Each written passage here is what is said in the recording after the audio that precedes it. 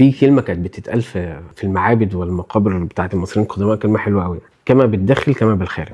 النفس اللي جواها هيطلع بره غصب عنك. اما تفهم بقى ان في حاجه اسمها ريتيكولار اكتيفيتنج سيستم بيأثر على سلوكك، فحبيبي مش بمزاجك. عشان كده المصريين القدماء ما قالوا كما بالداخل كما في الخارج، فانت ستحاسب.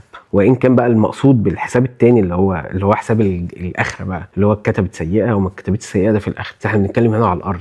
الله عز وجل يقول لك ايه؟ ان الله لا يغير ما بقوم حتى يغيروا ما بانفسهم. غير اللي جوه، غير اللي جوه عشان تعرف تغير اللي بره. فاللي جوه ده لو مش سليم هتعيش حياه مش سليمه. يجي بعد دول القول. ليه انا ما بداتش بالقول؟ لان القول هو سلوك بيتبعه قبل ما بنتكلم في شويه افكار هي اللي بتخلينا نتكلم الكلام ده. عشان كده بدات اول بالمايند سيت، بالافكار والمعتقدات والنوايا، وبعدين بقى والمشاعر. الحاجات دي كلها بينتج عنها كلام بيطلع من بقى. الله عز وجل بيقول لك فورب السماء والارض انه لحق مثل ما انكم تنطقون. اللي هتنطق بيه هيبقى حق. فحضرتك بتقول الدنيا خربانه، نطقت بان الدنيا خربانه هيبقى حق. لو حضرتك قلت ان رب الخير لا ياتي الا بالخير، مش نطقت، هيبقى حق. بص يا ابراهيم، احنا في الحياه دي كلنا عايزين نروح للصراط المستقيم، صح؟ الله عز وجل في موضع تاني بيقول صراط الحميد. بص بقى، حط بريدج جامد قوي يعني. قال لك ايه؟ عشان تروح لصراط الحميد دي هدايه من الله. بدايتها بقى النص الاولاني وهدوا الى طيب من القول، ده الكوبري. بعديها بقى وهدوا الى صراط الحميد.